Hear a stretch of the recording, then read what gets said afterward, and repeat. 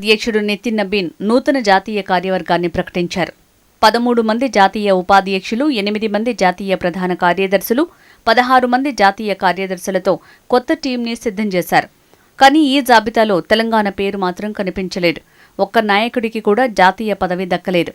ఇదే ఇప్పుడు తెలంగాణ బీజేపీలో హాట్ టాపిక్గా మారింది. గతంలో జేపీ నడ్డా టీంలో తెలంగాణకు చెందిన 3 నేతలు కీలక బాధ్యతలు నిర్వహించారు. ఎంపీ లక్ష్మణ్ ఓబీసీ మోర్చా జాతీయ అధ్యక్షుడిగా పనిచేశారు. ఎంపీ డీకే అరుణ జాతీయ ఉపాధ్యక్షురాలిగా బాధ్యతలు చేపట్టారు. అలాగే మరో నేతకు కూడా జాతీయ స్థాయిలో అవకాశం దక్కింది. కానీ ఇప్పుడు సీన్ మారింది. గతంలో 3 ఉన్న చోట ఈసారి 0. 3 పదవుల నుంచి 0కు. ఇది యాదృచ్ఛికమా లేక కమలం పార్టీ వేసిన బిగ్ స్కెచ్చా అన్న మీమాంస రాజకీయ వర్గాల్లో జోరుగా చర్చ సాగుతోంది. రాజకీయాల్లో పదవి అంటే కేవలం కుర్చీ కాదు, అది పార్టీలో ప్రాధాన్యానికి కొలమానం. అందుకే తెలంగాణ నేతల పేర్లు జాతీయ జాబితాలో కనిపించకపోవటం తెలంగాణ కాషాయ శిబిరంలో తీవ్రస్థాయిలో నిరాశకు దారితీసిందట. ఇక జాతీయ ఉపాధ్యక్షుల జాబితాలో 13 మందికి అవకాశం ఇచ్చారు. రాజస్థాన్ మాజీ సీఎం వసుంధర రాజే, బైజయంత్ పాండా వంటి నేతలకు చోటు దక్కింది. ముఖ్యంగా ఆంధ్రప్రదేశ్ నుంచి పురంధరేశ్వరికి జాతీయ ఉపాధ్యక్ష పదవి దక్కింది. అంటే దక్షిణాదిలోని రాష్ట్రాలకు ప్రాతినిధ్యం ఇచ్చిన అధిష్టానం తెలంగాణ విషయంలో మాత్రం ఎందుకు మౌనం పాటించింది అన్నదే $1 మిలియన్ ప్రశ్నగా మిగిలిందట. ఇక్కడే అసలు ట్విస్ట్. పదవి దక్కలేదంటే నేతలను పక్కనబెట్టినట్టేనా?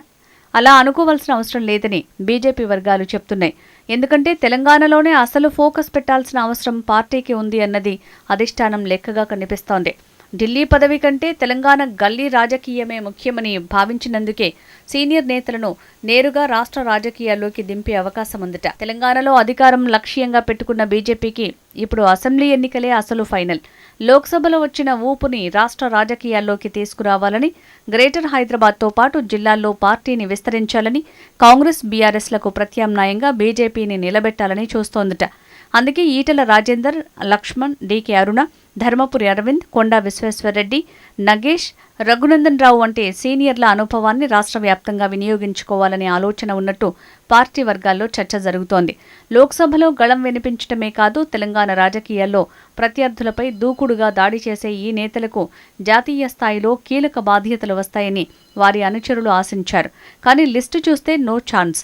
దీంతో నిరాశే మిగిలింది. అయితే దీన్ని రాజకీయంగా మరో కోణంలో చూడాల్సిన అవసరం ఉందనే చర్చ లేకపోలేదు. ఈ నేతలంతా రాష్ట్రంలోని వేరువేరు ప్రాంతాల్లో మాస్ ఫాలోయింగ్, రాజకీయ ప్రభావం ఉన్న నేతలు. అయితే వీళ్లను ఒక్కచోట కూర్చోబెట్టడం కాదు, తెలంగాణ అంతా తిప్పి పార్టీని బలోపేతం చేయటమే ప్లాన్. అదే జరిగితే జాతీయ పదవి రాకపోవటం షాక్ కాదు, కొత్త టాస్క్ కావచ్చు అంటున్నారు రాజకీయ విశ్లేషకులు. దీంతో ఢిల్లీ కుర్చీ కన్నా తెలంగాణ గల్లీ ముఖ్యమన్నట్టుగా అధిష్టానం లెక్కలు వేసిందా అన్న ప్రశ్న సైతం ఇప్పుడు ఇటు పార్టీలో అటు రాజకీయ వర్గాల్లో ఆసక్తి రేపుతోంది. ఎందుకంటే రాజకీయాల్లో ప్రతి ఖాళీకి ఓ లెక్క ఉంటుంది, ప్రతి పదవి వెనుక ఓ వ్యూహం ఉంటుంది. ఇక బీజేపీ ఆర్గనైజేషన్ వ్యవహారాల్లో కీలకమైన బిఎల్ సంతోష్కి మరోసారి జాతీయ ప్రధాన కార్యదర్శి ఆర్గనైజేషన్ బాధ్యతలు కొనసాగించారు. అంటే సంస్థాగత వ్యవహారాలపై తన పట్టును కొనసాగించేందుకు బీజేపీ హైకమాండ్ సంతోష్కే మరోసారి అవకాశం ఇచ్చింది. దీంతో పార్టీ సంస్థాగత వ్యవహారాల్లో కీలకంగా వ్యవహరించే ఈ పదవిలో ఆయన కొనసాగటం ఆర్గనైజేషన్పై జాతీయ నాయకత్వం తన పాత టీంపైనే నమ్మకం ఉంచినట్టు స్పష్టంగా సంకేతాలిచ్చినట్టయింది. మరోవైపు స్మృతి ఇరానీ, వినోద్ తావ్డే, సునీల్ బన్సల్, బిప్లవ్ కుమార్ దేబ్ తదితరులకు జాతీయ ప్రధాన కార్యదర్శులుగా అవకాశం దక్కింది. అంటే అనుభవం, సంస్థాగత బలం, ఎన్నికల వ్యూహం, ఈ మూడింటిని కలిపి కొత్త టీంని నితిన్ నబీన్ సిద్ధం చేసినట్టు స్పష్టమవుతోంది. అయితే తెలంగాణ విషయంలో మాత్రం ప్రశ్న ఒక్కటే, తెలంగాణకు పదవి ఎందుకు లేదు? మరో కోణంలో చూస్తే ఒకరిద్దరు తెలంగాణ నేతలకు మాత్రమే జాతీయ పదవులు ఇస్తే మిగిలిన సీనియర్లలో అసంతృప్తి పెరిగే అవకాశం ఉందన్న అంచనా కూడా ఉండొచ్చు. అందుకే అందరికీ ఢిల్లీ పదవులు దక్కకుండా అందరినీ తెలంగాణ రాజకీయాలకే కట్టిపడేయాలన్న వ్యూహం కావచ్చన్న టాక్ వినిపిస్తోంది. ఎవరికీ పదవి ఇవ్వలేదు కాబట్టి ఎవరికీ తగ్గింపు లేదు. రేపు రాష్ట్రంలో ఎవరెంత పని చేస్తారన్నదే అసలు పరీక్ష అన్నట్టుగా అధిష్టానం వ్యవహరించిందనే విశ్లేషణలు వినిపిస్తున్నాయి. తెలంగాణలో బీజేపీ లక్ష్యం ఇప్పుడు కేవలం ఓట్లు పెంచుకోవటం కాదు, పార్టీని అధికార పోరులో ప్రధాన శక్తిగా నిలబెట్టడమే.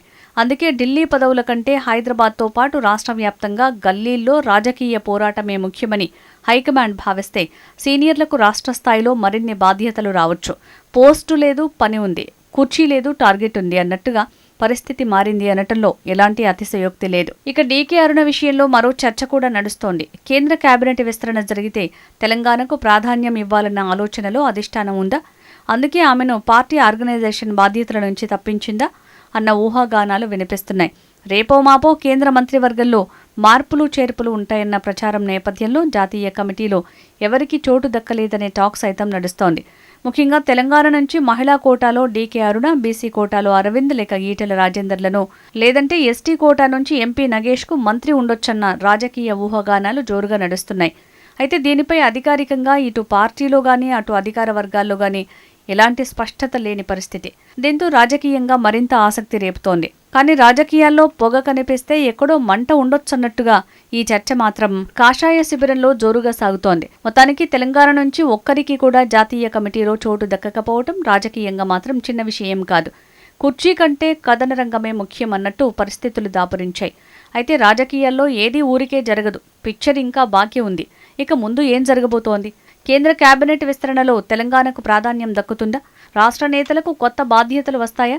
లేక రాబోయే ఎన్నికల కోసం సీనియర్లందరినీ తెలంగాణ గడ్డపైనే రంగంలోకి దింపుతారా? పదవుల జాబితాలో తెలంగాణకు 0, కానీ రాజకీయ టార్గెట్లో తెలంగాణకు హీరో రోల్ ఇస్తారా? ఇదే ఇప్పుడు అసలు సస్పెన్స్.